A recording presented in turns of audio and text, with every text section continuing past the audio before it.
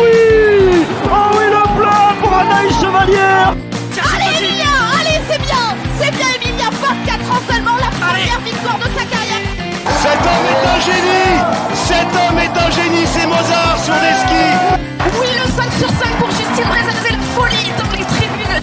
C'était un martin pêcheur, et bien là c'est un martin tireur! Un drôle d'oiseau qui s'envole avec une carabine dans le dos! Il a oublié de mettre des balles dans ses chargeurs apparemment, c'est bien dommage. Bonjour à toutes et bonjour à tous et bienvenue pour ce nouvel épisode du podcast Biathlon en live, votre podcast 100% biathlon. Nous allons revenir sur cette belle étape d'Oslo-Holmenkollen, riche d'enseignements et qui s'est terminée par une belle victoire de l'équipe de France sur le relais mixte. Je suis comme à l'accoutumée en très bonne compagnie puisque m'accompagne Marine. Coucou Marine, comment ça va ? Ben ça va bien et toi ? Eh ben très bien. Damien est là, ça nous fait plaisir. Comment ça va Damien ? Ça va, salut Jérémy, ça va, merci. Et Romain, pas trop fatigué, tout va bien ? Bon, j'ai passé ma journée dans le canapé à regarder les courses, hein, donc y a plus fatigant hein, que... que regarder le biathlon. C'est clair. Bon les amis, on s'approche dangereusement du dénouement de cette saison. Et donc on va sans perdre de temps revenir sur cette belle étape norvégienne. Allez, c'est parti.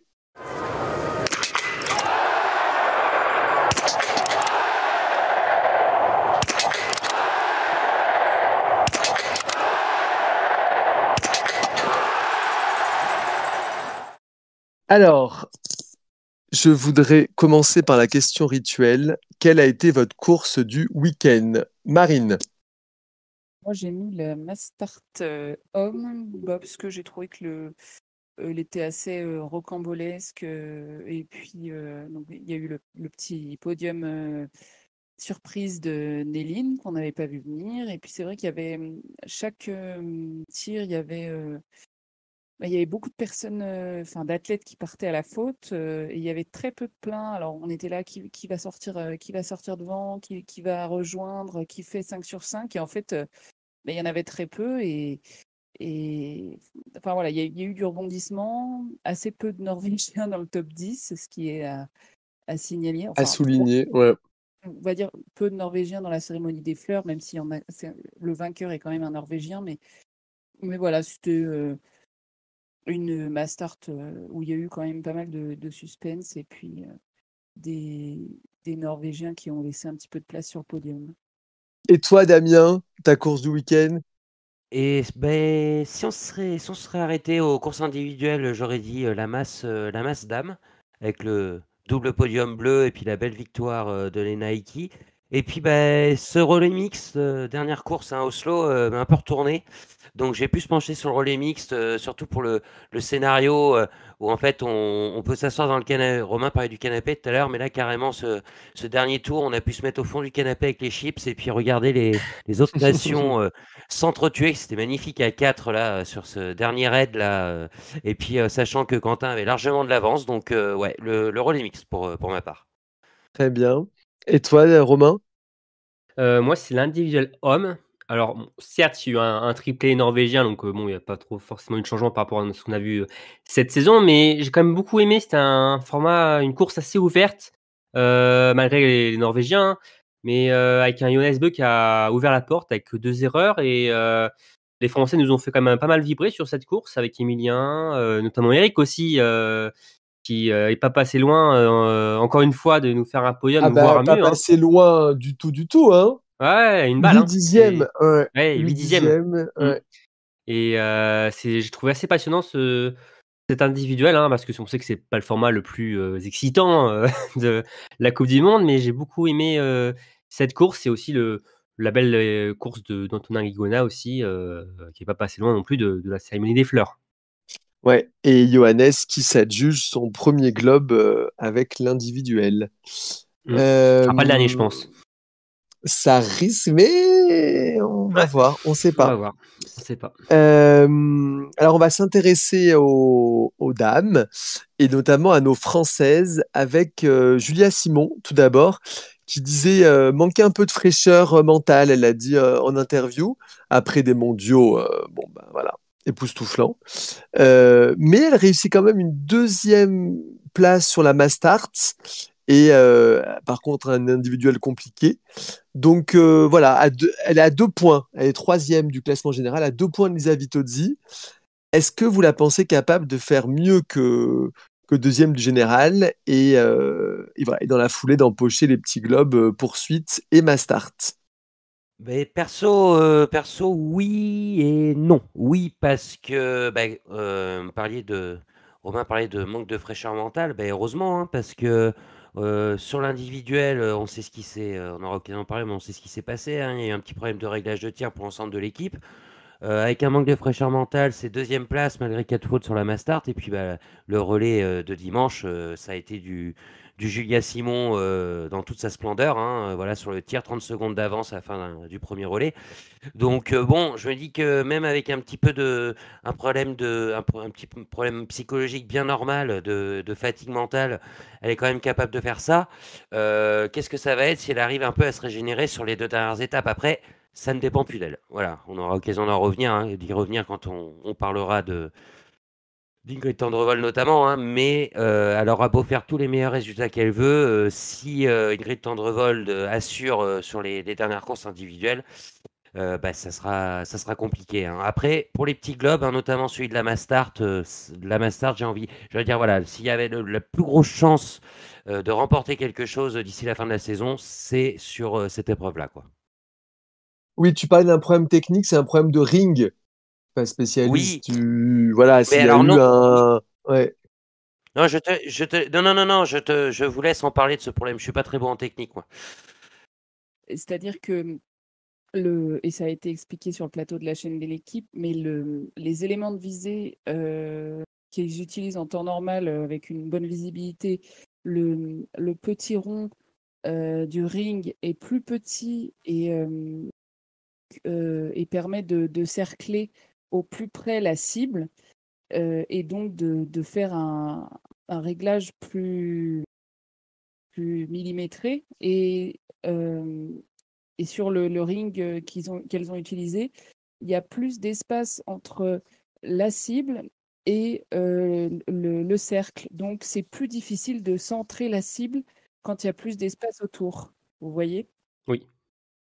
Donc Oui, voilà, j'espère Ok. avoir bien expliqué. Du coup, c'est vrai que, par exemple, pour Justine, elle a expliqué avoir trop cherché la précision, à chercher à bien centrer. C'est pour ça que les balles étaient lâchées assez lentement, entre guillemets, dans le but de chercher le 10, mais que en fait, le ring était peut-être plus trop adapté à la visibilité qui était revenue. Mais bon, le problème, c'était qu'elle est revenue un petit peu peut-être tard enfin, un peu au dernier moment avant la course, donc c'était peut-être un peu délicat de prendre le risque de changer. Donc voilà, mais le ring, c'est cette histoire de place entre le cercle et la cible qui était plus grande que sur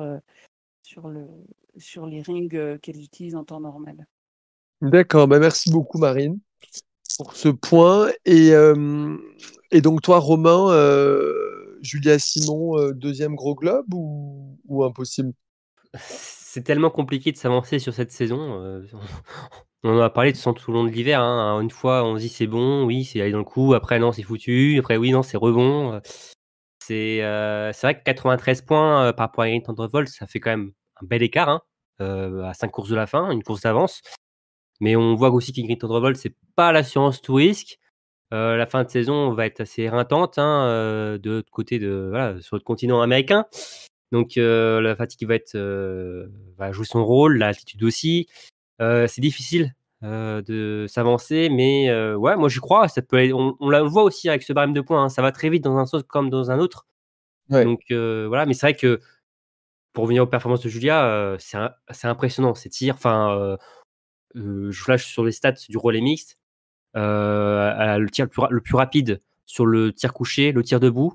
Deuxième, c'est Hauser sur les 2 tirs aussi, mais elle gagne en tout 9, elle gagne 12 secondes sur le Ouais, c'est tir énorme. par rapport à C'est Hauser. énorme.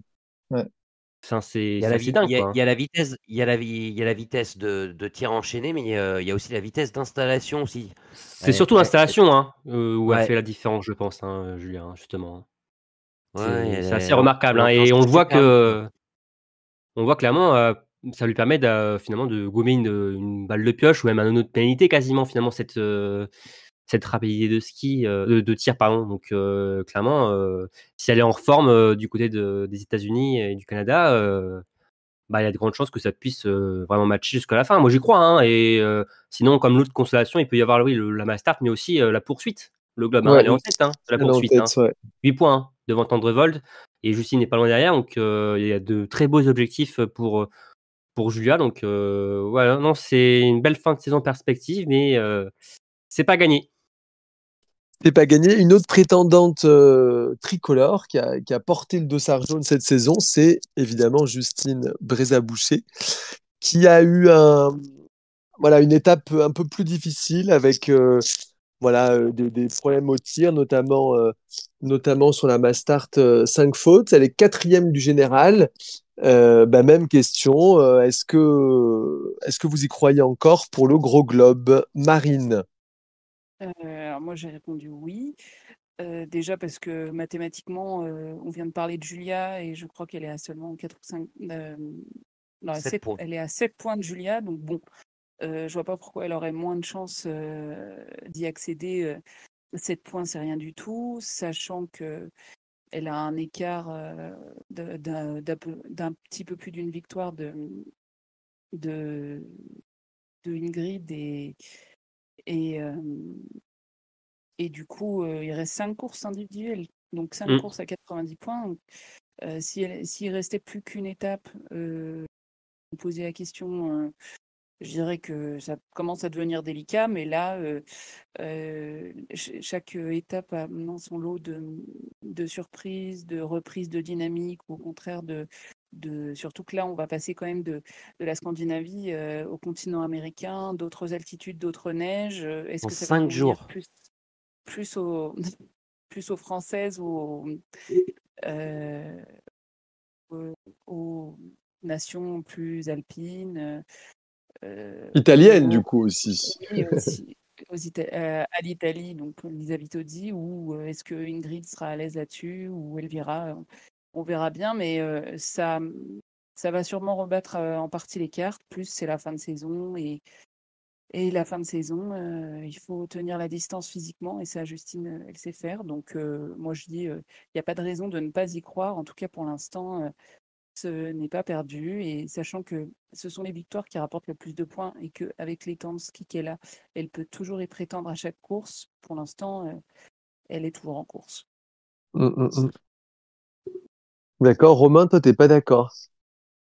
Je suis pas Je pense que d'accord. c'est- Enfin, je comprends l'avis de Marine. Après, je suis moins optimiste, on va dire.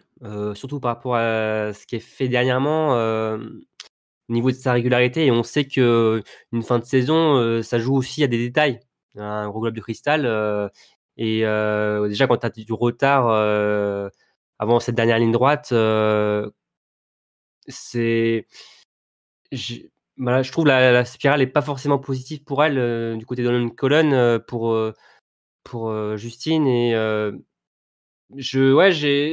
à choisir, on va dire, entre Julia et Justine, je miserais plus sur Julia au niveau de la dynamique et de l'expérience aussi, de jouer un gros globe de cristal. Julia sait ce que c'est. Justine, découvre ça cette saison, de jouer un gros globe de cristal jusqu'aux dernières courses.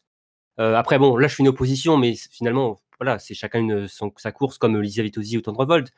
Mais je suis un peu inquiet, on va dire, au vu des dernières courses, et j'ai peur que ça le fasse pas. Après, oui, c'est sûr que si Justine nous fait une étape comme Lanzerheide et elle retrouve de sa superbe, elle sera intouchable et elle va clairement remonter au classement général, ça c'est certain. Mais c'est clair que au vu des dernières épreuves, de ces derniers tirs, je suis moins confiant quand même pour Justine. Faut retrouver la Justine de la masse des championnats du monde, quoi. Ouais, c'est ça. Bah ouais, mais sur 5 courses.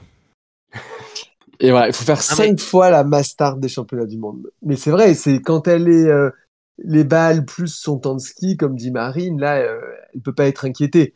Mais tout va se jouer sur, voilà, sur le. Je pense que le premier sprint nord-américain qui conditionne la poursuite derrière va Ah être oui, super important. même Parce que pour là, Julien, hein. t'enclenches une dynamique. Oui, pour les cinq d'ailleurs, hein, mais là, pour se rassurer et pour après lancer une poursuite, tu fais celle qui fera le doublé. Ou qui fera le double podium, voilà, prendra quand même un ascendant. Après, ça, le facteur psychologique que vous soulignez est vachement important parce que c'est aussi la pression sur les dernières courses et on peut passer complètement à côté d'une course et marquer du coup très peu de points sur voilà. Donc Après, clairement, pour moi, la clé, ça va être les sprints, hein. ouais. C'est une ligne droite, hein. C'est Et ça qui va déterminer, je pense, qui est en tête du classement des sprints, c'est quand c'est même Tendrevolt. Tendrevolt. Ouais. Bah oui, devant Justine, Elisa Itodi, Julia n'est que la 9e meilleure biathlète sur ce format hors mondiaux. Mm, Mais le dernier sprint, qui était certes les mondiaux, elle l'a remporté. Voilà. Donc, c'est les 7,5 km là, à Solier-Rollo et même à Canmore, vont être hyper importants, ouais. même pas par rapport à la poursuite, hein, mais on sait que Julia peut lâcher des points sur ces courses-là et que voilà, Justine, ça peut être superbe, comme des fois être plus compliqué. Et on sait que Tendrevolt, justement, elle peut être très très forte sur ce format-là, comme Vitodi, qui elle est hyper régulière sur n'importe quel format. Donc, ouais, Ça va être chaud. ça va être chaud, chaud cacao. Ouais. Ouais. La troisième tricolore, c'est Lou Jean Monod qui a fait encore une très belle semaine avec ce podium sur la Mastart, troisième, 13e de l'individuel, un peu plus en retrait. Quels peuvent être ses objectifs de fin de saison? Peut-être un top 5 du général, même si elle est un peu loin. Le petit globe de la Mastart dont on parlait. Voilà, qu'est-ce qu'elle peut jouer encore, Lou? Le gros globe. Non, c'est. Et un peu loin là. Mathématiquement, c'est possible. Ouais, non, mais là, c'est commence à être compliqué pour voilà, 2 victoires de retard, hein, il me semble, pratiquement sur Tendrevolt. Donc, Ouais, le top 5, ça me semble être un objectif plus qu'honnête, hein. Et puis, souvenons-nous aussi qu'elle a loupé une étape, hein. Ouais. oui, ouais, c'est Et clair. ouais, Enfin, elle avait loupé le sprint et la poursuite, et la Mastart, elle l'avait faite à Lenzerheide, mais elle n'était pas du tout en forme. Donc, sur une jambe, ouais. Non, ouais, mais c'est donc, ouais. quand on y pense, alors avec Dessy, machin, ça aurait peut-être changé le reste de sa saison, mais voilà, hein, c'est une énorme saison quoi qu'elle nous fait là. C'est clair. C'est clair. Non, et oui, elle est 6e, elle est à combien? Une vingtaine de 30 points environ de Heuberg, de la 5e place. Donc, oui, bah. Et en plus, il me semble que c'était son objectif au début de saison, top 5 ou top 6. Elle avait dit ça, je crois, hein, Il avait dit top 6. top 6, hein, donc clairement, elle est déjà dans les clous, hein. Après, Aiki Gross derrière, 7e, juste, voilà, elle est juste derrière. Donc, mais non, c'est une incroyable saison pour Lou. Et non, mais après, sinon, hein, enchaîner des grosses performances, des victoires si elle peut encore. Et ouais, accrocher un beau top 5, ce serait vraiment top d'avoir 3 Françaises dans le top 5 du général. Enfin, franchement, ce serait incroyable d'avoir 3 Ce serait Françaises. fou. Ouais. Ce serait fou. C'est Elle était hallucinant, hein. 11e l'an dernier, donc c'est déjà une progression majuscule. Mm. Ouais. Et Non, mais continue aussi à nous faire des dernières lignes droites comme elle a fait sur la masse où elle a fumé tout le monde quoi, hein. On a l'impression qu'elle avait 10 ans de carrière derrière elle, mais non, enfin en tout cas c'est ça qui est incroyable. T'as l'impression qu'elle a une telle expérience, ça dégage une telle sérénité, bah, c'est fou. Ça fait des années de toute façon qu'elle est comme ça, hein, sur les Big Cup, hein, cette expérience, ce tir toujours ultra posé. Et maintenant, ça va vite en plus. Bah oui, c'est ça. Et elle a réussi à garder son tir, ce tir. C'est ça Ouais. aussi. Il y en a certains où tu es super fort en tir, tu travailles ton ski et ensuite bah, tu repères finalement un peu ton tir. Là, elle fait partie des meilleures tireuses de la Coupe du Monde avec Voigt. Et clairement, ça, dans les meilleurs temps de ski à présent, franchement, si ça continue encore comme ça cet été, elle nous travaille très bien. Potentiellement, moi, je peux la mettre. Je prends un peu d'avance sur le preview de la Coupe du Monde de l'an prochain. Je peux déjà la mettre dans le top 3 du général. Hein. Mais C'est sa deuxième saison en Coupe du Monde, hein. C'est fou. Ouais. C'est que sa deuxième saison. Ouais. Son absence sur les 2 étapes, c'est quoi? C'est 180 points qu'elle n'a pas participé. Bon, elle n'en aurait pas eu 180, voilà. Mais rien qu'imaginons, elle en aurait eu 70 ou quelque chose comme ça. Vous imaginez où ça la place? Elle serait à hauteur de Julia et Justine, quoi. Enfin, faut vraiment se rendre compte de ça, quoi. C'est Ouais. vrai Après, qu'elle, c'est peut-être une des premières grosses perdantes du fait qu'on retire plus les 2 moins bons résultats, quoi. Justine a aussi été malade, ou alors elle a quand même couru, parce que justement, elle était en lice pour le général, mais elle a marqué 0 points sur l'individuel.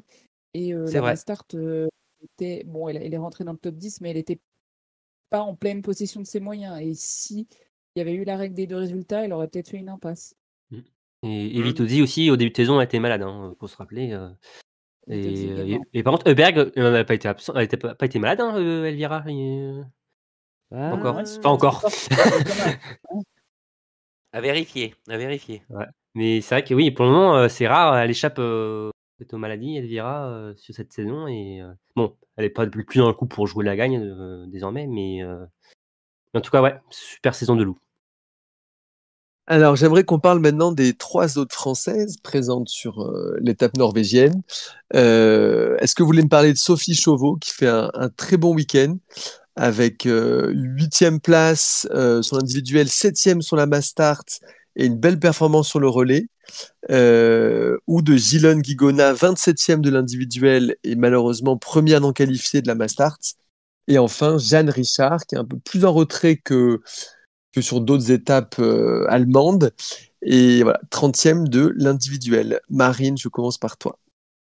Moi, il n'y a pas grand-chose à dire sur sa, entre guillemets, sa performance du week-end, mais Jeanne, 30e, vu le peu d'expérience qu'elle a sur le circuit, ça reste une course dans les points, elle a fait 17 sur 20, donc ça veut dire que sur les skis, ça se passe quand même toujours relativement bien. Et donc je trouve que c'est à souligner. Je crois elle est peut-être sortie une seule fois des points. Enfin, c'est dommage qu'elle ne soit pas qualifiée pour la Mastart, mais bon, ce genre de week-end, c'est un peu frustrant pour les athlètes qui ne courent ni les relais ni les Mastart. Mais voilà, elle est là, c'est la petite jeune, et elle continue de prendre de l'expérience, de progresser au sein d'une équipe qui est assez monumentale. Donc voilà, je pense que c'est à saluer quand même. Romain, tu veux nous parler de Sophie Chauveau? Je sais pas. C'est étrange. Ouais. Oui, je vais vous parler de Sophie, forcément. Et même, je suis sûr que même Marine et Damien voulaient en parler, mais ils sont tellement sympas de m'avoir laissé la priorité sur Sophie. On laisse Sophie au patron. Voilà. Non, oui, Sophie, forcément, non, mais super week-end. Sophie, avant de parler du relais, mais déjà sur individuel, un format qu'il n'a aussi pas forcément, où a fait comme une très belle performance, 8e. Donc ça, c'est top. Et la Mastart, où on peut avoir des regrets quand même à la porte de l'année tir en tête pour jouer la gagne. Et bon, ça fait quand même 7e. Donc je trouve qu'il y a quand même un grand pas en avant par rapport aussi à l'an dernier, où on avait fini complètement cramé sur cette fin de saison, surtout les 3 dernières étapes. Là, on sent qu'elle est toujours en forme, elle est toujours dans le coup, et c'est vraiment très très intéressant. Et forcément, oui, ce relais où elle prend une sacrée revanche aussi sur le relais des mondiaux, où bon, elle était complètement passée à côté, hein. Alors certes, elle avait remporté l'or, hein, avec ses coéquipières, mais bon, sa performance n'avait pas été bonne. Et là, elle nous refait un super relais où, un peu dans la même configuration, hein, où elle est super bien lancée en tête, seule, voilà, où elle a la pression finalement de maintenir ce relais en tête de course. Alors certes, il y a une balle au coucher, elle est super loin. Celle-là, bon, je sais pas comment ça s'est passé pour elle. Un avion, comme on dit dans le jargon. Ouais, un sacré avion. Mais ensuite, le tir debout, hein, posé, construit, impeccable. Et ça a permis de laisser la France en tête. Et Fabien Claude avait une trentaine de secondes de marge. Et non, franchement, super week-end de Sophie, qui continue encore sur sa belle lancée de cette saison, tout simplement, hein. Franchement, belle progression encore cet hiver pour elle. Et Gilon, Damien, alors? Pour boucler la boucle, hein, forcément, alors Marine le disait, hein, pour Jeanne, c'est toujours un petit peu compliqué de pas beaucoup courir, et il faut pas oublier que Jeanne comme Gilon, elles ont fait pas mal de jus aussi pendant les mondiaux, hein. Elles n'étaient pas en performance entre guillemets, elles ont beaucoup plus suivi, donc se remettre à la compétition, c'est pas simple, hein, après autant d'attentes. Une 27e place sur un indice, c'est super. Il n'y a pas cette mass start. Bon, c'est le petit regret, entre guillemets. Il manquait plus que quelqu'un à pousser dans les escaliers. Ça s'est joué à une traîne, mais voilà. Ça n'a pas marché. Et puis, je vais revenir un peu sur ce que j'avais dit au dernier podcast auquel j'avais participé. Bon, c'est vrai qu'avec les Norvégiens, on est habitué à avoir des athlètes qui arrivent et qui font top 10 direct. Mais l'équipe de France, pendant des années, que ce soit chez les hommes ou chez les femmes, quand il y avait des petits nouveaux qui arrivaient, ils n'arrivaient pas à se qualifier pour une poursuite. Déjà, c'était un exploit quoi, de finir dans le top 60. Non, mais c'est vrai. Non, mais Ouais. ils étaient plus entre la 60e, 4e place, et c'est normal parce que c'est l'apprentissage. Là, maintenant, on a des nouveaux qui arrivent et qui, paf, direct, nous font top 20, top 30, et il ne faut pas banaliser ces performances, quoi. C'est super. Enfin, il y a, tout le monde le dit, entre la Coupe d'Europe, enfin, l'IBU Cup et la Coupe du Monde, il y a un gap, quoi. Alors, voilà, c'est des belles performances et Gilon continue à s'inscrire, à prendre l'expérience, hein, c'est pas anodin. Et puis, on verra la saison prochaine, quoi. Très bien. Bon, maintenant, on va s'intéresser un peu voilà, aux autres biathlètes. Et on va parler d'Ingrid Tendrevol, qu'on a retrouvée, sauf peut-être sur la toute dernière balle du relais, enfin sur la fin de son relais sur le debout, mais voilà, on a retrouvé Ingrid avec un très bon niveau de tir et qui a désormais plus d'une victoire d'avance au classement général. Donc je vous fais la question dans l'autre sens maintenant. Est-ce qu'elle a plié le match? Souvenez-vous de On ce que t'arrête. vous avez dit tout à l'heure, hein. Voilà. Non, elle n'a pas plié le match. Il reste, comme disait Marine, elle a fait le compte des points tout à l'heure.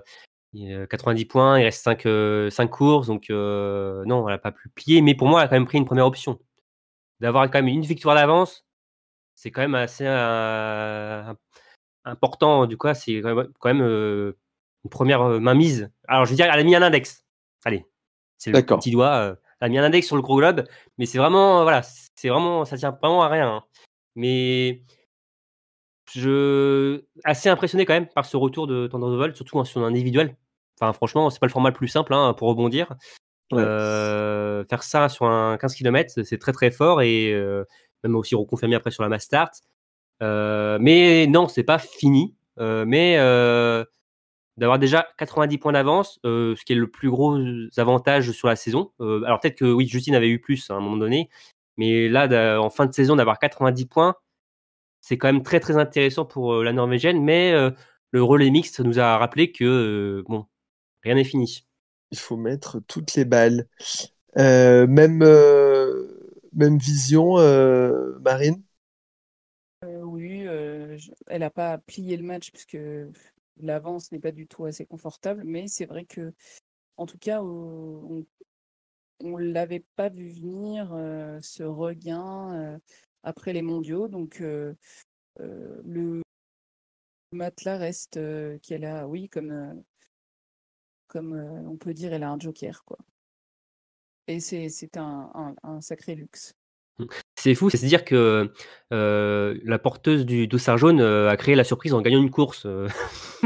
Oui. C'est ça, exactement. Ouais. C'est à se demander si reprendre sur une individuelle, c'est pas la meilleure chose qui pouvait lui arriver. Bon, on n'aura jamais la réponse, hein, mais ouais, elle a retourné la situation, enfin, en tout cas par rapport à son état de forme sur les mondiaux. Et puis voilà. Après, comme l'a dit Romain, c'est vrai que le relais de dimanche va laisser peut-être une petite trace psychologique en disant non, j'ai pas éteint mes démons, ils sont toujours quand même un peu là. Et en même temps, ça peut aussi la mettre en garde. Elle va pas prendre la confiance, quoi. Elle va revenir vraiment. Elle va y penser pendant tout son voyage en avion là, jusqu'aux States. Ça va être long. Ah, oh là là. Ouais, ça va être très long pour elle, très très long. Mais ce que disait Anne-Sophie Bernardi sur la chaîne L'équipe, c'est pas faux, c'est que quand même Ingrid se loupe sur les courses qui comptent pas pour le général, quoi.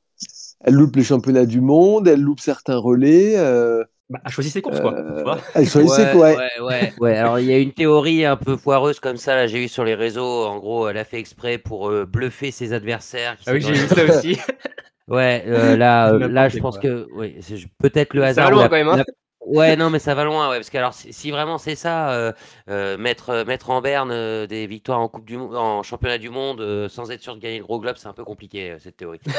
Mais Ouais. mais ouais, non, non, le sursaut, le sursaut, et puis ben tant mieux, pas trop pour le suspense, même si on y croit encore, comme on l'a dit tout à l'heure, mais voilà, on va avoir deux belles dernières étapes, quoi. Et intéressons-nous maintenant à Lisa Vitozzi qui empoche le petit globe de l'individuel, comme l'an dernier, toujours très régulière, quatrième de l'individuel, cinquième de la mass start, et qui semble voilà, bien finir l'année dans la continuité de ses mondiaux. Est-ce que pour vous, c'est l'adversaire principal de la Norvégienne? Bah, ouais, Lisa Vitozzi, c'est un peu la force tranquille, quoi. J'ai envie de l'appeler comme ça. On a l'impression que dans toutes ses courses, quoi, hein, quand on parle de régularité, c'est exactement ça, quoi. Elle est tout le temps très bien placée. Il lui manque peut-être un petit peu plus vu que, bah, comme on le disait tout à l'heure, hein, la victoire à 90 points, les écarts, il lui manque peut-être un peu plus de victoires pour être un peu plus proche d'Ingrid Tendrevold. Mais honnêtement, je la vois, pour moi, Lisa Vitozzi fera du Lisa Vitozzi les 2 dernières semaines, quoi. Donc, Mettre les balles au si, fond.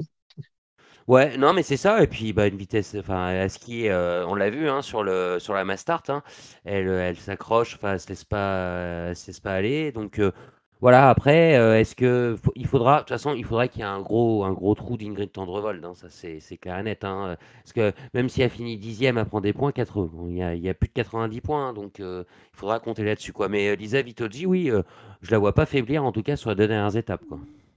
Elle a que 2 victoires cette saison Bah, seulement. Les Françaises n'ont pas laissé grand-chose Euh, aussi. Hein. Ouais, mais elle a combien de places entre la deuxième et la cinquième, quoi, aux c'est cérémonies, ça. Ouais, cérémonie des fleurs. Je pense que Lisa ouais. Vitozzi est numéro 1 sur la Florie, cérémonie des fleurs. Hein. Ouais. Ah c'est bah, faut ça. ouvrir une boutique, oui, je crois que là, Mm. il y a un peu de fleuriste. Hein. Mais oui, c'est la régularité. Ouais. Mais c'est T'es vrai qu'àdaccord? à Ouais. choisir si ça se doit jouer entre la norvégienne et l'italienne, j'ai quand même une préférence. Alors bon, c'est personnel, hein, mais pour Ingrid quand même. Je trouve que Lisa Vitozzi, alors c'est très fort, mais ça manque Oh, il de. craque pour Ingrid. Mais non, mais je trouve que ça manque, je sais pas, de punch, Oui, oui, oui. On avait tu pu vois. reprocher un moment à Anna Heuberg aussi, quoi, en disant le Voilà, c'est pas ski en place, flamboyant, je ça y trouve. est. Enfin, c'est pas, tu vois, le Mm. biathlon que j'adore regarder finalement, tu vois. Ouais, Ah non, C'est c'est pas champagne, hein. c'est voilà, propre. C'est pas. Je prends des risques. c'est du Geraint Thomas, quoi, Damien, tu vois, un peu sur le Tour de France. Ouais, Les je vois bien, amoureux ouais. de cyclistes se régalent. C'est du Geraint. Euh, C'est pas du Alonso sur un circuit de Formule 1, quoi. C'est différent, Voilà, non, quoi. non. Voilà. Tant que c'est pas du Maldonado, ça va. Mais non, mais c'est vrai que après, bon, Lisa Vitozzi, c'est une athlète voilà, que j'apprécie aussi, mais comme beaucoup, hein, c'est difficile de pas apprécier Lisa Vitozzi. Mais en termes de biathlon, il y a plus d'émotion dans le biathlon de, tu vois, de Tendrevold que de Vitozzi. Et après, pour Lisa, Vitozzi, ce serait quand même une belle revanche par rapport à ce qui s'est bah oui. passé ces dernières saisons aussi. Hein. Ah bah c'est sûr, Lisa, c'est un peu sur les poursuites et ma start, on la voit pas. Puis là, c'est le dernier tir, le quatrième. Et puis on regarde le passage au chrono derrière le tir. Ah bah tiens, elle est là. Elle est deuxième, troisième. Donc ouais. Non, Elle non, est d'un c'est. calme, hein. Mm. Elle est ouais, calme olympien. Euh, Marine, elle en pense quoi de tout ça? Ben, je pense que au moins elle est très complète, quoi. Et c'est vrai que ça en fait forcément une adversaire redoutable, parce qu'on sait qu'il y a peu de chances qu'elle mette un genou à terre, mais elle attendra que les autres le fassent. Très bien. Elvira Heuberg, on en a déjà un petit peu parlé, cinquième du général. Belle deuxième place sur l'individuel et une mass start plus compliquée, neuvième, avec aussi cette petite chute. Euh, comment vous voyez voilà, euh, son, sa performance? Bah, très intéressant, je trouve. Elvira, j'attendais pas ce retour après post-championnat du monde, surtout sur un individuel. Je crois, il me semble que c'est son premier podium sur ce format. On sent qu'en plus, elle est très régulière sur le tir cet hiver, hein, Elvira Oberg. Donc bon, c'est pas forcément le format où on l'attend le plus, forcément. Non, là, sur le podium, Mastart a tombe, mais a fait quand même un bon classement.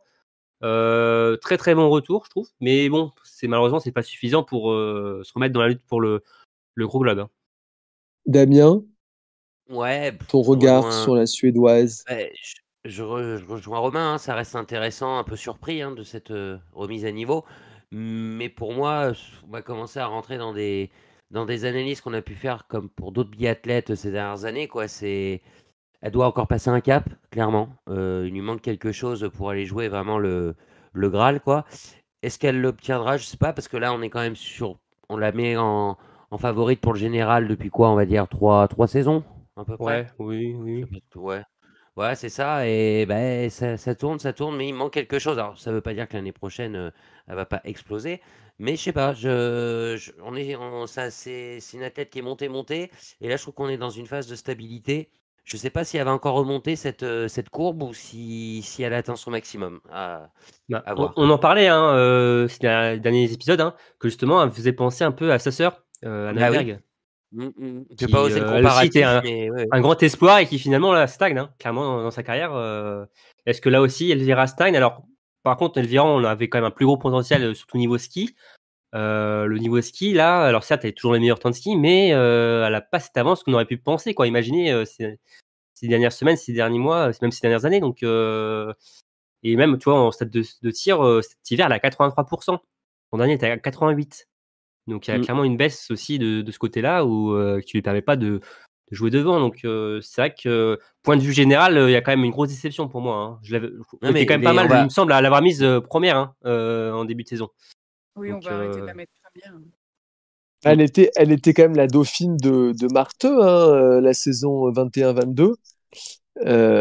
Donc après, voilà, on pensait qu'elle allait peut-être franchir ce cap. Et pour l'instant, c'est... Oui, puis comme Marine, tu le soulignais, des mondiaux qui n'ont pas été flamboyants. Hein. Donc pour toi, c'est plutôt un mieux. Oui. Après, c'est sa saison, c'est une course bien, une course sur le podium, après moins bien, après ça manque de régularité, mais bon. Ouais, les Suédois, en fait, dans leur ensemble, il y a un petit. On peut penser aux hommes aussi avec Samuelsson, tout ça. Ils sont forts, mais pour jouer en général, c'est compliqué. Mais il démarre toujours en trombe. Ah oui. Ah, ça, par contre, c'est pas des diesels. Waouh. C'est terrible. Maintenant, parlez-moi un peu des autres performances notables. On a Lena Ekigros. On a également Vobornikova, qui est 5e et 8e, ou les Allemandes qu'on a moins vues. Marine, tu étais sur la Suissesse. Ça t'a plu, cette victoire? Bah, c'est surtout que en plus, elle avait le dossard rouge à défendre sur l'individuel. Je crois qu'elle est tombée pendant l'individuel. Et bref, elle n'a pas gagné le petit globe, mais elle a, en tout cas, elle a rebondi de manière assez magistrale, à l'image d'une saison où on ne l'attendait pas à ce niveau-là. Et c'est vrai que c'est une athlète qu'on voit sur le circuit depuis assez longtemps et qui fait briller le biathlon suisse cette année. Ouais, tout pareil pour moi, les Nike. Alors aussi pour juste un petit plan que j'ai adoré sur la masse, c'est quand elle voit qu'elle fait le 5 sur 5 sur le dernier tir, la tête qu'elle fait. Si vous avez l'occasion de le revoir, elle ouvre grand la bouche en mode je pars en première, je peux gagner. Elle réalise en fait qu'elle peut gagner quoi. Et avec sa fameuse couette là qui tombe sur le côté, sa tête est juste géniale en fait. Donc et puis derrière, elle assure parce que putain, on disait, ah bah tiens, on va peut-être ça va être dur, il y a du gros qui arrive derrière elle, elle a rien perdu du tout. Et c'est là où elle enlève masque, non?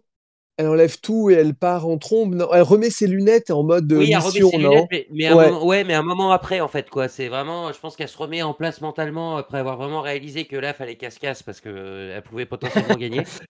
Et les lunettes tombent et c'est parti, quoi. On a l'impression qu'elle se met dans sa bulle. Enfin, voilà, non, je trouve Non, ça fait le plaisir. moment sympa, quoi.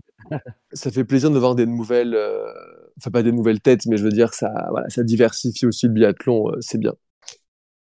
Il y a la Suisse, on voit pas souvent le drapeau suisse en haut du. Mais ouais, avec mais carrément, une entraîneuse femme, ce qui est rare dans le biathlon. C'est vrai. Sur la On, Coupe du Monde, en effet, c'est assez rare. Hein. on voit une dame toujours. Enfin, je pense que c'est l'entraîneuse des Oui, filles suisses, oui, voilà, oui. une dame toujours là au milieu de tous ces hommes. Romain, toi, tu notes la Tchèque. Alors, la Tchèque, alors pas Vobanikova, mais Markéta Davidova. Ouais. Ouais, non, parce que j'étais assez surpris. Enfin, c'est quand même une saison ratée difficile pour Markéta Davidova, hein, qu'on voit pas du tout sur cette saison. Et là, on l'a quand même beaucoup plus vu, je trouve, sur cette étape d'Oslo. Alors, certes, c'est pas des performances non plus incroyables, hein, mais elle était dans le match, notamment sur les skis, où clairement, sur l'individuel, elle pouvait clairement rêver mieux que sa 12e place, hein. Non, sa 10e place, pardon, avec 3 fautes. Ouais. Donc clairement, ça place le niveau qu'elle avait sur cette course-là. Elle fait aussi 12e sur la Mass Start avec 5 erreurs. Donc on sent que peut-être Markéta Davidova sur cette fin de saison, on va peut-être plus la voir. Qu'on l'a vu depuis le début de l'hiver. Donc ça peut être quelque chose d'intéressant. Et d'ailleurs, elle avait fait un podium à Canmore il y a quelques années. Donc peut-être voilà, ça va la rappeler au bon souvenir pour finir cette belle saison Du du côté Canada. du Canada. Voilà. Ouais. Mais non, voilà, je voulais noter. Très bien. Markéta. Et est-ce que vous avez une performance à mettre en avant? Ouais, je veux garder la main, du coup. Bah, vas-y. Bah oui, allez, C'est soyons toi, fous. hein. C'est Non. toi. Actuellement, oui, je suis podcast, chez moi, hein. là. Je suis chez moi, là, oui. Mais non, alors, dans les performances notables, oui, moi, j'aurais mettre en avant le podium d'Aidalin, la Norvégienne, qui, comme sa leader, Ingrid Tendrevold, était passée complètement à côté de ces mondiaux. Voilà, une course compliquée, un relais féminin catastrophique. Ouais. Et qui là nous fait tout simplement son premier podium sur la Coupe du Monde et C'est chouette. c'est vraiment chouette. On sait qu'elle est souvent des fois en difficulté sur son tir debout, hein, elle est à 59% de réussite, hein. Ouais. Donc c'est quand même très compliqué cet C'est hiver. c'est du niveau de l'Ampitch, ça. Oui, moyenne, oui, c'est ça, exactement. Donc on sait que c'est compliqué et donc de sortir une grosse course comme ça sur l'individuel à Oslo, c'est très très fort. Et non, je voulais mettre la performance de la Norvégienne en avant parce que sacrée performance d'elle, même si bon, sur le relais, elle s'est quand même accrochée, hein. Elle n'est pas allée tourner sur notre pénalité. Elle a Ouais, utilisé ses pioches, trois mais perfs. ouais, ça a été chaud, hein. Ouais. Mais clairement, elle sauve le navire, hein, parce que sinon, si tout va tourner là pour tarier des Johannes Bö après, Ouais, ils peuvent faire beaucoup, mais à 3 minutes, c'est un peu beaucoup. Voilà. Quand même Alors, peut-être pour pas eux. 3 minutes non plus, mais mais non, mais en tout cas, bravo à Idaline pour son premier podium.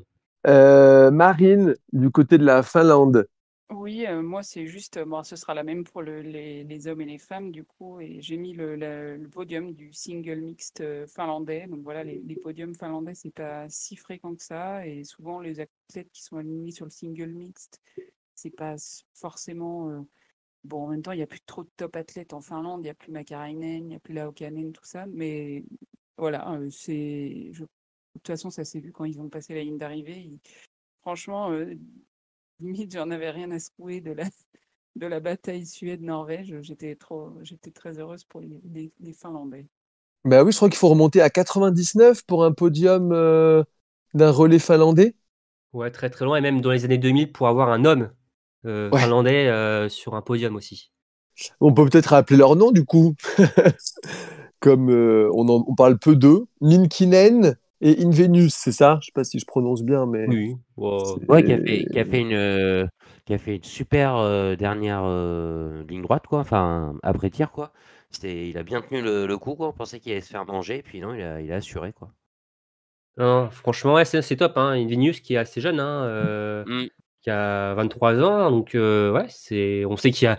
Bon, malheureusement, le biathlon en Finlande, c'est pas trop ça. Ils mettent pas forcément les moyens pour le biathlon. Alors Bah que oui, les pays à Théro. côté, la Suède et la Norvège, ils sont les maîtres Mais en la ouais. matière, hein. Et puis on va pas se cacher non plus, à chaque fois qu'on a ce type de relais ou choses comme ça, qu'on a une nation dite mineure qui est dans les sur le podium et tout, on les compte en dehors. On se dit, bah, eux déjà, c'est sûr, on les double. On pourra prendre. Non, mais je pense à l'Estonie, enfin, tous ces pays-là et tout.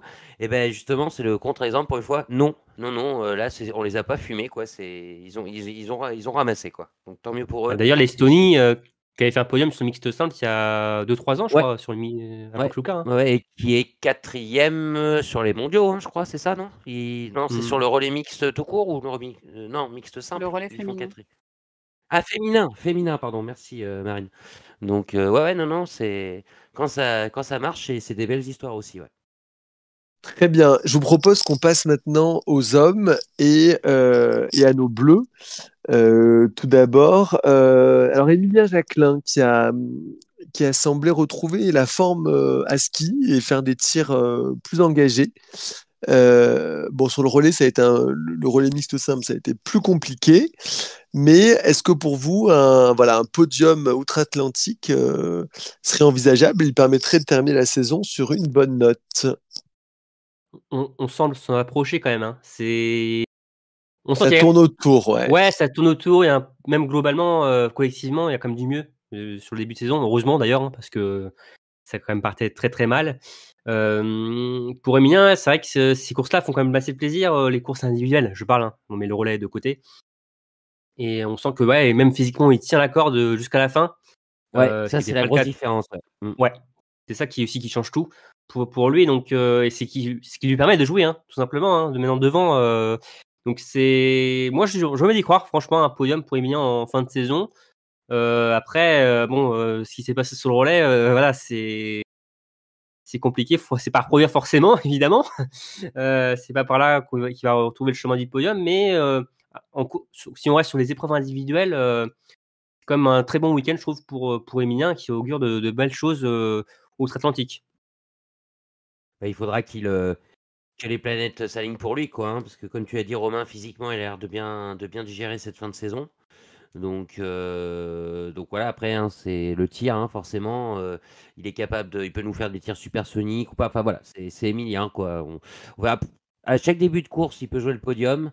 Mais voilà, qu'est-ce qui se passe? Bon, il y a les Norvégiens aussi cette année, hein, c'est quand même un critère à prendre en compte.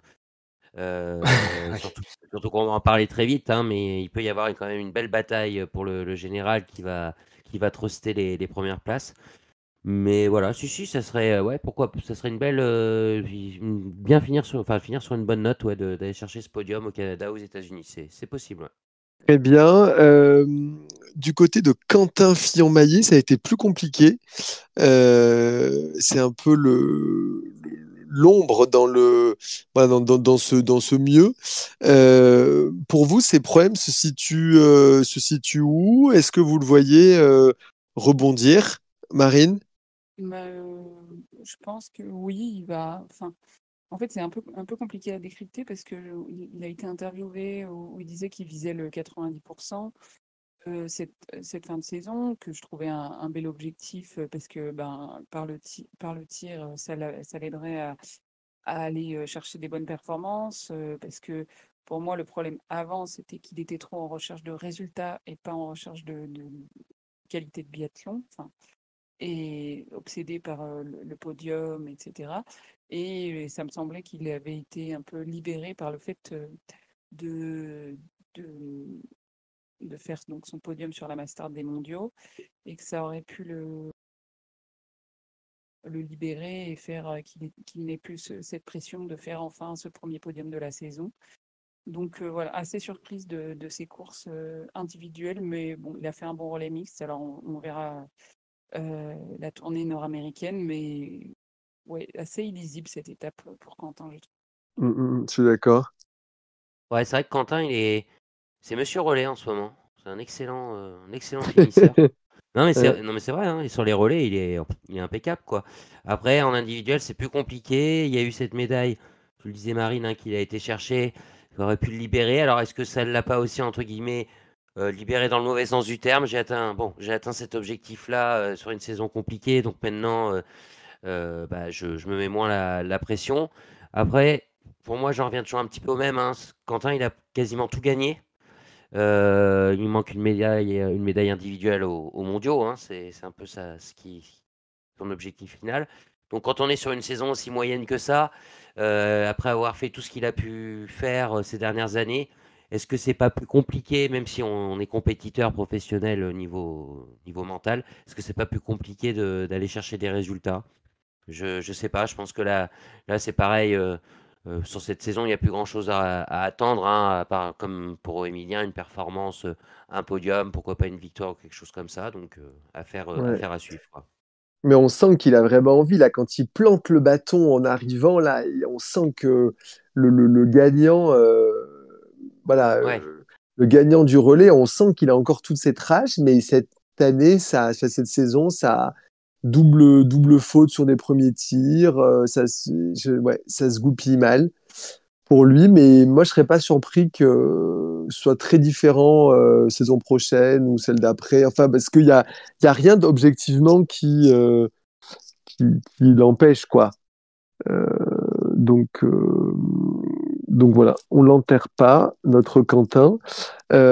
Qui a fait du chocolat, qui a été chocolaté, c'est Eric Perrault qui a fait un magnifique individuel qui est quatrième, qui est coiffé au poteau par ce diable de Vetley Christensen pour 8 dixièmes, renseigné en plus. Donc voilà, c'est la loi de l'individuel. Est-ce que pour vous, c'est rageant ou encourageant? Oh, c'est encourageant. Mmh. Lapsus. Ouais, j'allais dire encourageant. Non, non, pour moi, c'est encourageant, alors évidemment, oui, une petite déception qu'il soit pas sur le podium, mais pour moi, enfin, moi, je vois Pouareg, je suis sur l'avenir, en fait. C'est, carrément. qu'il ait pas fait ce podium-là, c'est pas grave en soi. Enfin, Non, bien sûr. ça change rien, je trouve. Enfin, et on sait qu'Eric, lui, ce qu'il veut, c'est gagner. Donc, le podium, il l'a déjà fait. Alors évidemment, c'est bien d'avoir des podiums et des podiums, mais pour moi, il y a rien de grave en soi qu'il ait pas fait ce podium-là, et justement, ça va le faire ruminer un peu plus et ça va le motiver davantage pour aller chercher cette victoire qui cherche tant. Donc, non, non, moi, je suis super content de la performance d'Eric, et c'est hyper encourageant, comme beaucoup de courses cette saison aussi. Donc, non, non, très très content. Il part avec combien d'avance sur Christiansen après le dernier tir? 6 ou 7 secondes, je crois, quelque chose Non, comme mais ça. voilà, c'est là où je pense qu'on peut quand même mesurer l'évolution d'Éric Perrault, qui est un des derniers arrivés en équipe de France, hein. Un des derniers, alors je dirais arrivé, et qui maintient sa place et qui a même, on peut le dire maintenant, sa place en équipe de France, hein. Parce qu'il y en a eu du turnover, hein. Il y a des gens qui sont arrivés, qui sont partis. Lui, il est toujours là. Et si vous vous rendez compte, 7 8 secondes secondes. d'avance, 8 secondes d'avance sur Christiansen, mais même avec un Quentin ou un Emilien au sommet de leur forme, on se dit, oula, Christiansen, dernière boucle, on sait, c'est le plus fort là-dessus, il va reprendre du temps. On a vu ce qui s'est passé aujourd'hui, enfin dimanche avec Samuelson. Et au final, c'est 7 secondes, c'est 8 secondes, bah, il perd pour même pas une seconde, quoi. Donc c'est juste un Mmh. truc de ouf, quoi, de s'imaginer la progression d'Éric Perrault, quoi, là-dessus, parce que il skie vite maintenant, hein. Il Et est toujours sur un 20 km quasiment en dans le... plus. Ouais, mais sur un 20 km, il est souvent dans le top 10 des temps de ski, derrière l'armada norvégienne. Enfin, voilà, hein, là, je pense, c'est une quatrième place. Alors, on va dire que c'est très français, hein, mais c'est une quatrième place encourageante, moi, je trouve, sur la manière, parce que voilà, l'année dernière, il finissait à 20 secondes de Christiansen. Il y a 2 ans, il finissait à 40 secondes. Là, ça se joue à moins d'une seconde l'année prochaine. Ça sera en sa faveur. Enfin, faut l'espérer, en tout cas. Et puis ils n'ont pas le même physique avec Christiansen. En fait, ils n'ont pas le même âge, mais du coup, ils Mais sont c'est pas. ça, c'est ça. C'est quand même un Golgoth, le Norvégien, là, avec ses Ouais. très grosses cuisses.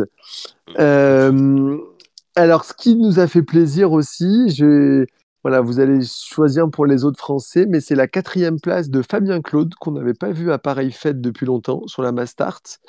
Et ce gros dernier tour. Et on a Antonin Guigona qui signe aussi un beau retour sur le circuit de la Coupe du Monde. Et enfin, bon, voilà, Oscar Lombardo qui était un peu malade et qui était plus en retrait. Je crois que Marine, tu as choisi le Vosgien. Oui, Fabien, c'est vrai que bon, j'avais envie de dire Anto, mais il était déjà pris, alors j'ai choisi Fabien, mais c'est vrai que en gros, c'est vrai que comme tu l'as dit, on ne l'avait pas vu venir. Il fait une saison quand même, que je trouve assez en demi-teinte. Euh, Aussi parce que sur les skis, je trouve il a un peu perdu de sa superbe sur une partie de la saison, et je l'avais pas vu venir donc sur cette mass start. Il a tout mis bout à bout, il manquait pas grand-chose. Donc voilà, c'est une performance positive à souligner. Après, est-ce qu'elle augure d'autres choses que ce qu'il a fait à ce moment-là? Je ne suis pas sûre, parce que c'est quand même très irrégulier cette saison, mais en tout cas, c'est à souligner. Moi, comme Damien, je crois, hein, on a choisi Antonin. On sait quand Antonin, il n'était pas sur les mondiaux, il a vécu un début de saison très difficile aussi. Il est passé par les BU Cup et j'en ai déjà parlé tout à l'heure, mais d'entrer une superbe course sur l'individuel, c'est pas loin de la cérémonie des fleurs à une balle, mais quand même de faire quand même une très belle performance sur cette course. J'ai trouvé vraiment ça vraiment un très très beau retour pour lui, et ça lui a d'ailleurs permis de participer à la Mass Start dès le lendemain. Donc cette belle 11e place sur le 20 km, ça lui a permis de son meilleur résultat en Coupe du Monde cette saison du coup. Ça lui permet de bien rebondir finalement après plusieurs mois quand même assez compliqués pour lui, trimballer à droite à gauche entre le circuit A et le circuit B. Et très content de ce retour d'Antonin qui a prouvé sur le terrain qu'il avait sa place en Coupe du Monde. Prenez ça, les haters. Non, mais c'est ça, mais non, c'était même pas par rapport à ça, hein. C'était même pas par rapport aux haters, hein. C'est juste que, faut le dire, hein, le début de saison de Coupe du Monde d'Antonin n'était pas bon, hein. Et pour moi, Oui. le fait qu'il descende sur les Big Cup était pour moi quelque chose de normal sportivement. Mais là, il a prouvé par ses performances en début Cup, puis là sur la Coupe Colonne, que maintenant sa place c'est en Coupe du Monde, il a repris sportivement. C'est ça, mais il répond aussi aux critiques, pardon Damien, mais il répond aussi aux critiques, il en avait parlé, il avait fait plusieurs posts là-dessus, les gens ont quand même été rudes avec lui, même si son début de saison était plutôt raté, comme tu le dis, et je trouve que ça fait plaisir de le voir reprendre confiance, et en IBA Cup, il a montré beaucoup de résilience, et il s'est pas, à son âge, il s'est pas vexé, il a fait le job, je trouve que ça montre que c'est un athlète avec beaucoup de professionnalisme. C'est exactement ça. Alors, sur ses prises de parole sur les réseaux sociaux, je crois que c'était plus pour défendre les copains que de défendre lui-même, oui. Notamment quand il y a eu des attaques. Mais non, mais Antonin, c'est l'éloge de l'humilité. Enfin, c'est vraiment... vous l'avez entendu se plaindre de descendre en IBU Cup? On n'a pas entendu. Non. Il est descendu. Il aurait pu rentrer chez lui, faire une pause psychologique. Il n'est pas rentré chez lui. Il est parti malgré le fait qu'il ait passé les années en Coupe du Monde. Il fait des résultats. Il remonte. Il répond aussitôt, et c'est pas pour autant que il parle de vengeance ou que tout de suite ça lui remonte à la tête. C'est sa personnalité qui est comme ça, quoi. C'est un athlète complet, et franchement chapeau à lui, ouais. Très bien. Alors maintenant on va s'intéresser à la lutte pour le gros globe, cette lutte. La lutte fratricide. Oui. Avec Tariebeu qui grignote des points sur son petit frère. Il est désormais à 59 points. Il aurait même pu faire un rapproché très notable. Il était à 15 sur 15 et il fait 3 erreurs sur la Mass Start pour ceux qui auraient raté ça. Son frère Johannes finit lui 14e avec 6 fautes quand même. Comment voyez-vous finir cette bataille fratricide? Pas dans le sang, espérons. Non, on l'espère quand même, mais en fait, j'arrive pas à imaginer que Johannes Beu ne gagne pas le Gros Globe. Pour moi, pourtant, il a moins d'avance qu'on parlait des filles tout à l'heure, et pourtant il a moins d'avance sur le deuxième. Mais je vois tout à fait ce que tu veux dire, Romain. Ouais. Enfin, c'est tellement formaté dans notre tête depuis des années, tu vois, que c'est vrai qu'il est pas aussi au-dessus du lot que ces dernières années, même sur l'ensemble de la saison. C'est vrai que même les mondiaux, c'était un peu une parenthèse par rapport à ce qu'on avait vu tout l'hiver.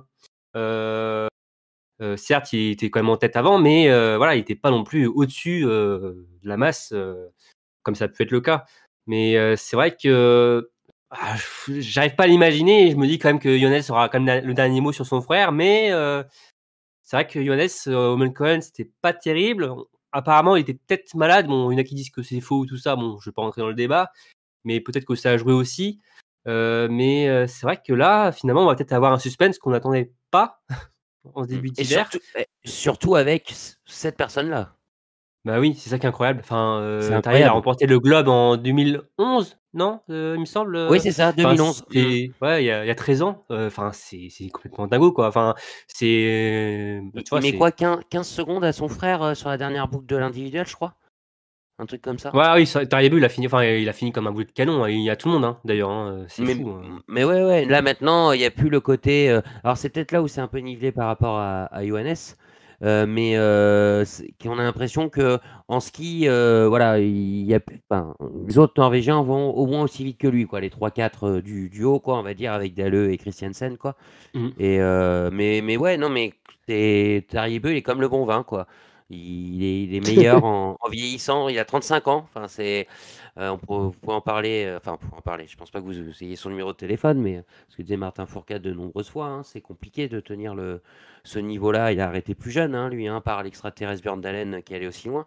Et lui, non, ça affecte pas la concurrence. Ça n'a jamais été aussi féroce aussi dans cette équipe-là. Donc peut-être que ça joue. Hein, peut-être que ça crée une émulation dans le groupe, mais de se dire que potentiellement il peut jouer la. Et on peut vraiment regretter ce dernier tir sur la masse. Hein, parce Oh Ah ouais. là là. que. Oh là là, vous imaginez, encore une fois, Ah, il serait peut-être biathlon, en. Alors, je sais plus, mais il serait peut-être en jaune d'ailleurs. Hein, Enfin, ça se jouerait peut-être à Ouais. 5 points, je crois. Ça jouerait à 5-10 points, il me semble. Alors s'il Là, avait j'avais fait, calculé. s'il avait fait zéro faute, mais peut-être quand même en laissant une de moins, quoi, au moins une de moins, quoi. Mais ouais, non, après, bon, c'est le biathlon, hein, c'est comme ça, hein, on pourra faire les classements à chaque fois. Mais waouh, 59 points sur 5 dernières étapes, c'est sûr que si c'était pas Johannes Beu qui était premier, on serait tous à se dire, oh là, ça va être un truc de fou, quoi. Là, on est un peu plus mesuré parce que ça reste Johannes et que il est capable de nous faire le doublé sprint poursuite avec une minute d'avance dès ce week-end, quoi. Donc on verra. Et ce qui serait fou, c'est que Taribe remporte le Globe de Cristal et prenne sa retraite. Franchement. Eh oui. Ouais. Il part en ghost, là, tu vois. Non, C'est mais tout c'est pour moi, je lâche clairement, le micro, hop. ça serait la belle histoire, ce serait la belle histoire de la saison, c'est clair et net, quoi. Mais bon, voilà, si on est trop, en étant très pragmatique, on a du mal à y croire. Mais ce qui est impressionnant, c'est que Tari a gagné qu'une fois cette saison. Championnat du monde, Coupe du Bah, monde c'est un compris. peu la Vitosi, finalement, Tarier, Euh, hein, tu vois, hyper il est tout régulier. le temps dans les fleurs, mais il a qu'une seule victoire. Il a porté d'ailleurs déjà le dossard jaune en décembre. Donc régularité incroyable. Et si Johannes nous refait des 6 fautes ou des doubles fautes, etc., ça pourrait. Mais Ouais. Mais il a pas c'est- cette marche sur les skis, en plus, comme il pouvait avoir Mm, auparavant. À Tarier, je crois qu'il lui met que 10-15 secondes sur l'individuel. Enfin, sur 20 km. ouais. Enfin, c'est quand même assez dingue, quoi. Enfin, ce serait génial que ça se joue sur la dernière course, quoi. et en plus, entre frères, quoi. Enfin, c'est Ouais, ça non, qui est mais c'est ça, incroyable. faut pas oublier cette dimension aussi, ouais. Alors évidemment, on dit de la même nation, bon, si son frère, il y a de fortes chances qu'il soit de la même nation, mais quoique. Mais voilà, il y a quand même cette dimension qui est assez dingue, quoi. Et À en plus, c'est suivre. deux frères hyper proches.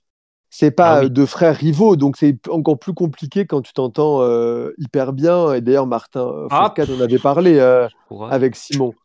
Je pense que Que justement, c'est quand tu t'entends très bien, c'est plus facile, hein. ouais, mais en même est-ce que Johannes va se dire allez pour qu'il droppe le mic je sais pas. Non, mais est-ce qu'il mettra Je la laisse même gagner. rage à battre son Ah, frère qu'à battre ce tour-là, tu ouais. vois? Battre ce tour-là, Ça reste des compétiteurs de malades, hein. Donc là-dessus, j'ai un doute. Pour bon, moi, en il y aura attendant, pas de cadeau, c'est. hein. Non, il n'y aura pas de cadeau, mais c'est en tout cas, s'ils finissent 1 et 2, ce qui quand même se présente, c'est chouette pour les parents, quoi.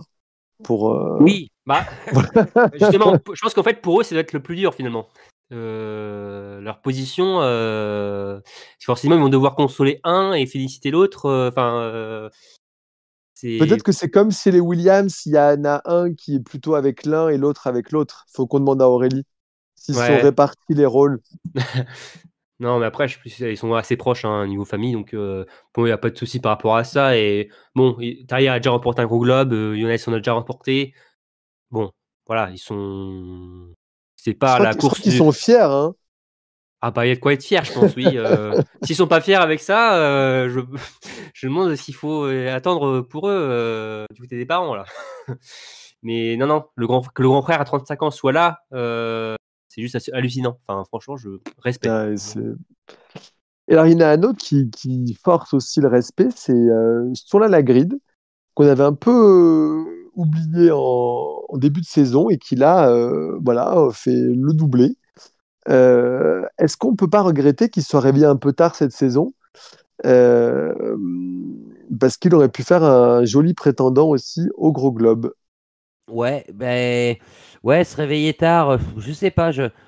En fait, dans cette nuée de Norvégiens, il faut vraiment regarder le classement général des fois pour se rendre compte des performances des autres.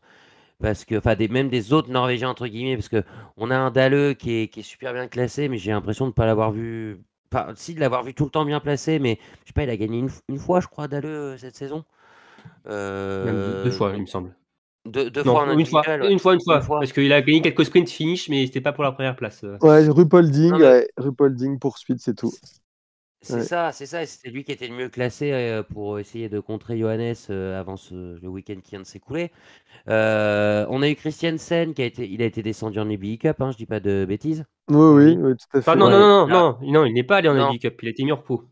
il a été mis en repos, donc c'est un peu comme le calcul d'apothicaire là qu'on faisait tout à l'heure. Imaginez-vous s'il avait été là sur les courses, il aurait beaucoup plus de points.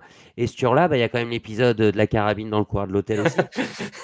Non mais c'est voilà, enfin, Ouais, je bah veux dire, oui. non mais les Norvégiens, ils se mettent des balles dans le pied, et c'est pas grave, ça Et avance, dans on les murs continue, aussi. quoi.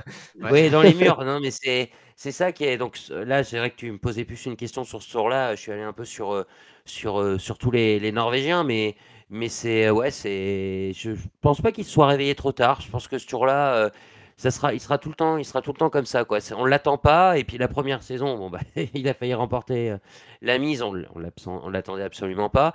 Il reste régulier. Il est capable de faire des 20 sur 20. C'est voilà, en ski. Bon, il est peut-être cinquième de la liste sur les 6 Norvégiens qui vont vite. Mais il compense par son tir. Donc ouais, il aurait pu se battre, mais je sais pas. Ouais, c'est un peu bizarre là, tous ces Norvégiens. On sait pas trop. On n'arrive pas derrière Johannes, en fait, on n'arrive pas trop à distinguer lesquels sont capables de quoi. Ouais, c'est compliqué de situer la place finalement de ce tour-là dans ce lot norvégien. Alors, après le classement général en témoigne, hein. Incroyable.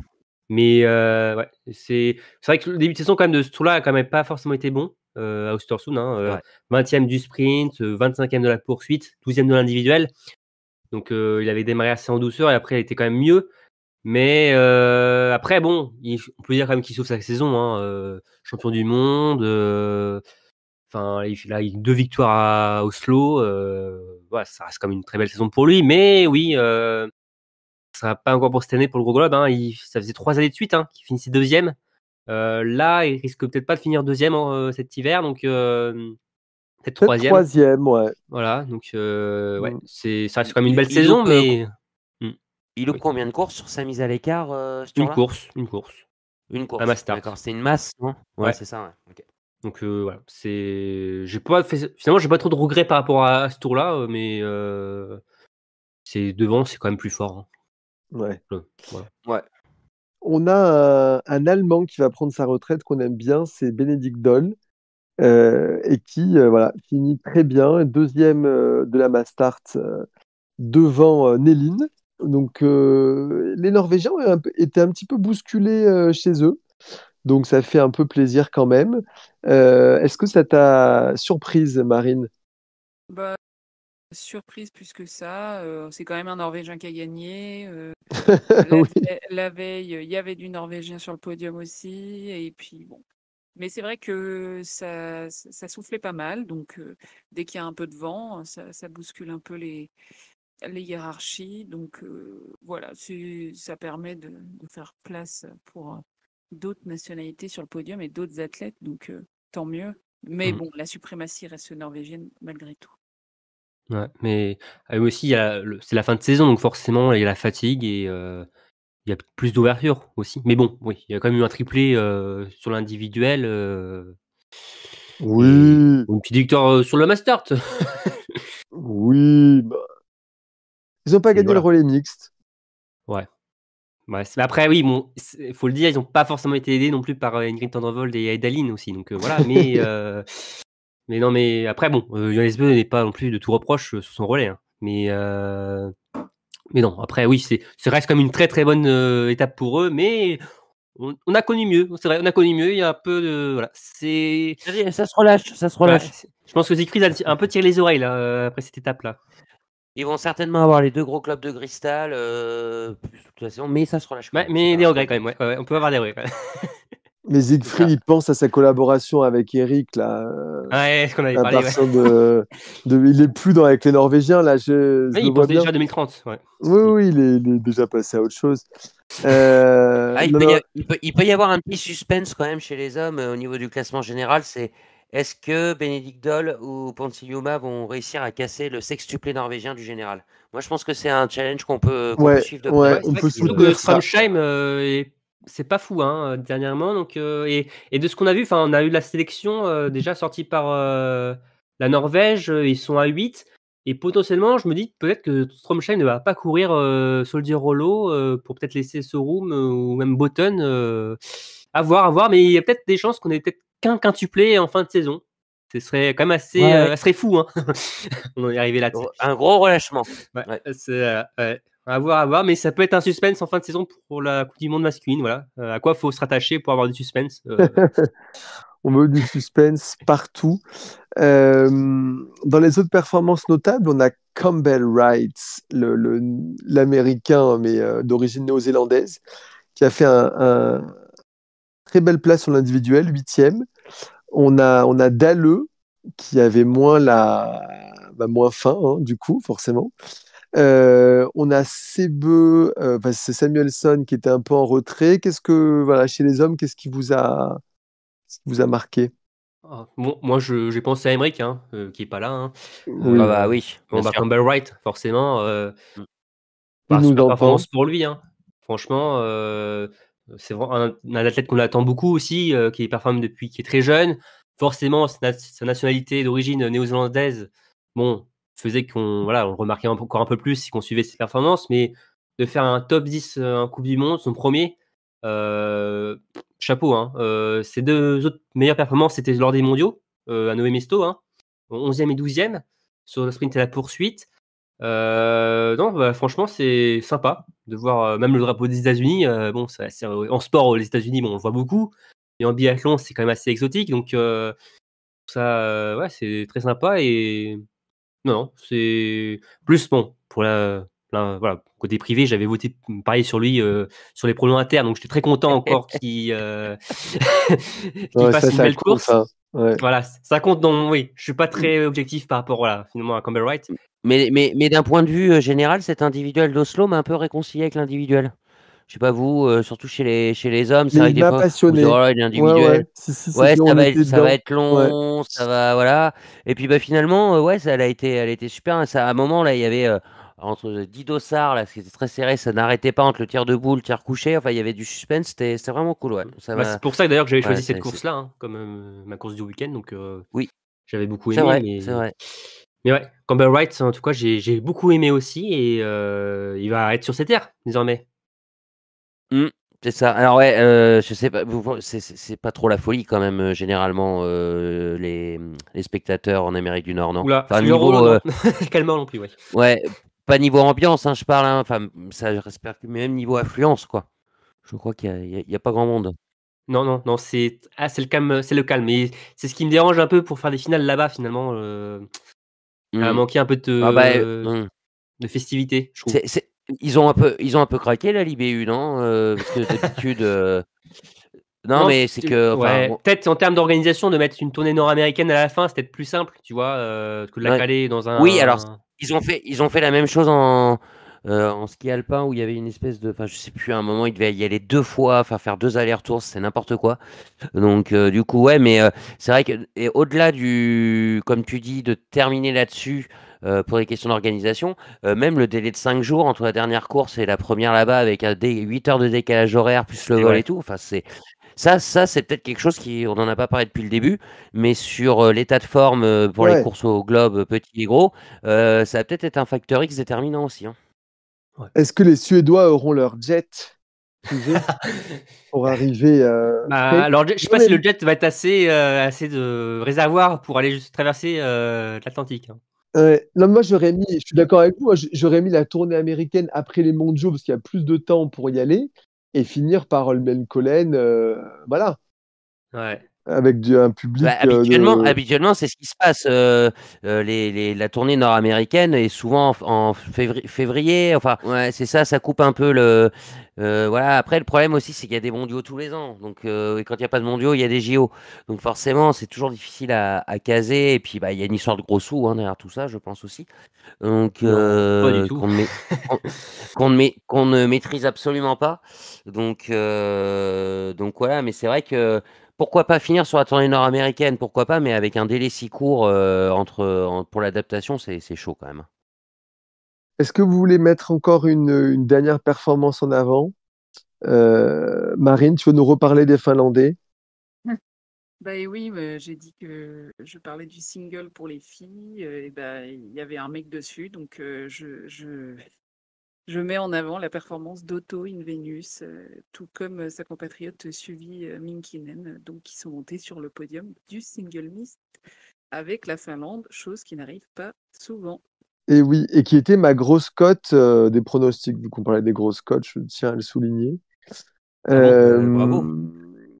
Et Romain, non, Ouais. ce show t'as pas convaincu. Ouais, le Le show, show. oui, c'était pour la petite blague, mais ouais, le show en début de semaine, hein, je sais pas si vous vous rappelez, Non, mais à on peut en Stockholm. parler, ouais. C'est Mais intéressant. j'ai pas aimé. Enfin, j'ai trouvé ça. Enfin, quand tu fais la différence avec le show de Schalke à Noël, oula, ça pique un peu, je C'est trouve. quoi la réalisation, l'ambiance, Tout, tout. tout, ouais. Le décor. Puis en plus, il y avait la brume, du brouillard, donc ça faisait. Non, j'ai pas trouvé ça exceptionnel. Surtout, ouais, la piste, c'était hyper court. Je trouvais pas ça intéressant sportivement. Euh, Mm. Là, vraiment, on était vraiment sur un concours de tir, je trouvais. Et même tourner autour d'un stade, faire de l'athlétisme, c'est pas forcément le but du biathlon. Alors que tu vois, le show de Schalke, il y a quand même, on sort du stade avec une belle bosse. Là, c'était que du plat. Il y avait pas grand chose à tirer de cette course. Bon, après, bon, le show de Schalke non plus.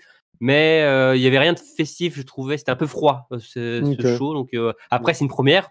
C'est aussi, voilà, c'est testé. J'espère qu'ils aussi ils ont pris en compte tout ça et que pourront peut-être faire mieux les prochaines fois. Mais après, le truc positif, c'était les simulations. On voyait les impacts des balles, où c'était Ouais, plutôt c'est vrai. intéressant. Mais non, moi, j'ai pas forcément aimé ce show. Surtout en plus, comment il est positionné dans la saison là. Bon, ouais, Ouais, au milieu du. ouais, je trouve que c'est un Mais peu. Romain nous prépare un show en Bretagne pour les prochaines années. Et bah Il est en train de justement, prendre des notes. alors attends, je prends la parole, je continue. En avril, ou fin mars ou avril, il y aura un running biathlon à Moisé, un peu au nord de Rennes, qu'on va suivre. Voilà, on sera Eh partenaire de ben, ce show-là et voilà, c'est de la course à pied et du tir à la carabine et voilà, donc voilà, si vous voulez vous informer. est-ce que vous avez réussi, est-ce que vous avez réussi à tirer un ou deux guests? Alors, c'est pas nous qui organisons, mais après, D'accord. on va passer quelques lots pour les vainqueurs, tout ça, mais on va essayer d'être sur place pour suivre ces courses-là. Cool. Et non, c'est voilà, pour vous dire qu'il y a du biathlon même dans la campagne bretonne, en Ille-et-Vilaine, donc voilà, Ce sera pas Moisé, du coup. à Moisé. Oui, j'espère que ce sera pas. Non, mais bon, ok. Ah oui, Ah. Ah oui, d'accord, oui. Non, non, ce sera très bien. Ce sera pas comme à Stockholm. Parfait. Voilà. Bon, bah, je vous propose que nous fermions ce débrief pour maintenant nous intéresser aux jeunes et Ouais, notamment aux mondiaux, Romain. les mondiaux jeunes et juniors hein, qui avaient eu lieu ces 15 derniers jours à Otepää en Estonie. Alors bon, je vais pas vous faire un résumé de toutes les courses, les résultats, parce qu'il y en a eu quand même Je beaucoup. te remercie. De toute façon, vous pouvez tous les retrouver sur notre site, mais je peux vous dire quand même que la France a très bien performé puisqu'elle a terminé 3e nation au tableau des médailles avec en tout 10 récompenses, 2 en or, 4 en argent et autant en bronze. Et bah, plein de belles promesses pour l'avenir. Et ouais, derrière la Norvège, hein, qui a largement dominé les débats quand même. Bon, il y a du réservoir, si on n'est pas surpris. Et aussi l'Allemagne qui a très bien performé, et notamment avec une équipe féminine très, très, très, très forte. Donc c'était de belles courses, d'ailleurs qui étaient aussi voilà, télévisées. Donc c'est très intéressant à suivre. Donc voilà, pour le rapide résumé de ces mondiaux jeunes et juniors. je te laisse continuer la page IBI Cup et nous parler du programme de la suite. Oui, et cette semaine, il y a aussi eu de l'EBU Cup, en même temps que donc, la Coupe du Monde, de la reprise.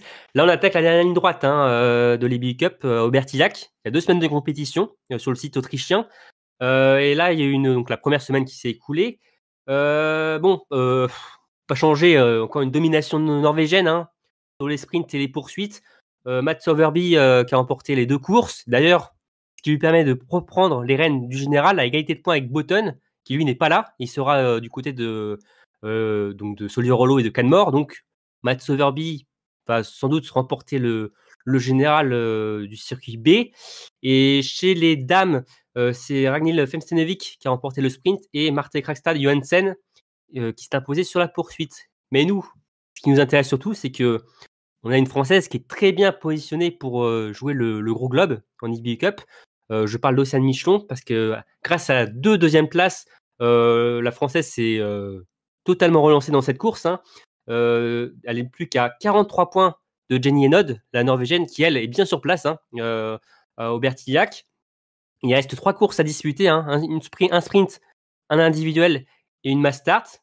Donc clairement, Océane est clairement dans le coup pour aller remporter ce gros globe. Et si elle ne remporte pas, elle pourra déjà se consoler puisqu'elle a déjà le cristal de la poursuite et elle est aussi en route pour jouer celui du sprint. Elle n'est qu'à 1 point derrière Erdal.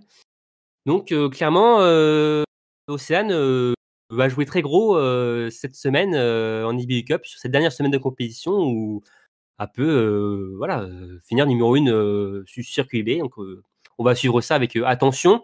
Et juste pour revenir sur les performances aussi françaises, on peut parler du retour de Chloé Chevalier qui était absente depuis de nombreuses semaines, qui avait décidé de marquer une pause dans sa saison et qui a repris donc à Aubertillac et qui a terminé 15e du sprint et 8e de la poursuite et qui a fait un très beau relais mixte, terminé à la 3e place avec ses coéquipiers. Donc voilà pour ça. Et donc on va suivre attentivement la semaine capitale d'Océane Michelon qui pourrait remporter beaucoup de cristal. Et oui, c'est la dernière étape de l'IBI Cup. Donc là, ouais. Ah bah oui, là on peut plus se cacher là. Final. Ouais. Très bien. À retrouver sur le site Biathlon en live aussi les résultats de la 6e manche de la Coupe de France à Arçon. Ouais, c'est ça. C'est passé sur 2 jours et malheureusement sur ski roue. C'est une étape qui a été reportée déjà d'une semaine parce qu'il n'y avait pas de neige et bon, il n'y a toujours pas eu de neige. Donc cette étape s'est faite, non pas après Manon comme c'était prévu, mais à Arçon, mais sur ski roue. Finalement, comme on peut avoir au Summer Tour. Donc c'est assez triste. Mais voilà, les courses ont été disputées et vous pouvez retrouver tous les résultats sur biathlonlive.com. Super. On a une étape qui arrive très vite. On en a déjà beaucoup parlé. C'est dans l'Utah à Soldier-Hollow. Donne-nous le programme. Ça sent le jet lag, Romain. Je pense qu'on va bien jet laguer. Pour les biathlètes, mais aussi pour nous, je pense, parce que c'est des horaires assez nocturnes pour certaines courses, notamment le vendredi, parce que alors, ça va commencer à 20h25 avec le relais homme. Donc 20h25, bon, ça va, l'heure pour manger, prime time, tout ça. Mais la soirée n'est pas finie parce qu'à 23h, nous aurons le sprint dames. Donc, un sprint, ça dure quand même aussi un peu de temps. 2 heures. Voilà, donc c'est... Oui, et encore plus pour ceux qui doivent un peu écrire sur des sites aussi.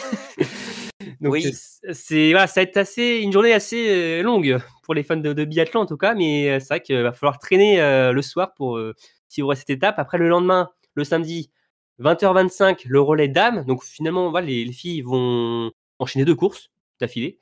Ouais. Et 23h, le sprint homme, encore une horaire tardif. Va falloir prendre quelques vitamines pour cette semaine à Soldier-Hollow. Par contre, alors le dimanche, on a un peu plus de chance. 17h, la poursuite dames et 18h50, la poursuite homme. Donc là, tranquille. On pourra regarder les courses avant d'aller au lit, avant le débuter la semaine prochaine. Eh bien, parfait. On a déjà hâte d'y être. Je pense qu'on a fait le tour là de l'actualité biathlon. Un grand merci Marine, Damien et Romain. Merci à toi.